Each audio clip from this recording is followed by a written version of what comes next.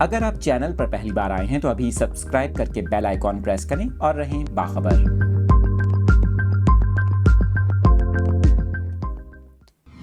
Update کر رہے ہیں آپ کو اس اہم خبر سے متعلق۔ شدید بارشوں کے باعث مختلف علاقوں میں سیلابی صورتحال پیدا ہو گئی۔ طوفانی ہواؤں اور موسلادھار بارشوں نے شہریوں کو گھروں میں محصور کر دیا۔ آپ کو بتائیں، مغربی سسٹم کے زیر اثر متحدہ عرب امارات میں موسلادھار بارشوں کے باعث سیلابی صورتحال پیدا ہو گئی۔ ابوظہبی، فجیرہ اور العین میں موسلادھار بارشوں کے بعد اہم شاہراہوں پر پانی جمع ہو گیا، جبکہ خراب موسم کے باعث ابوظہبی میں تمام پارکس کو بند کر دیا گیا۔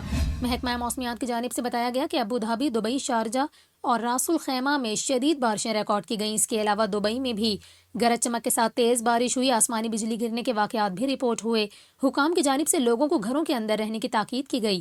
محکمہ موسمیات نے متحدہ عرب امارات میں آئندہ 24 گھنٹوں کے دوران بھی شدید بارشوں کی پیش گوئی کر دی۔ دوسری جانب آپ کو یہ بھی بتائیں، عمان میں بھی موسلادھار بارشوں کے بعد سیلابی صورتحال پیدا ہو گئی۔ سڑکوں پر ٹریفک کا نظام متاثر رہا۔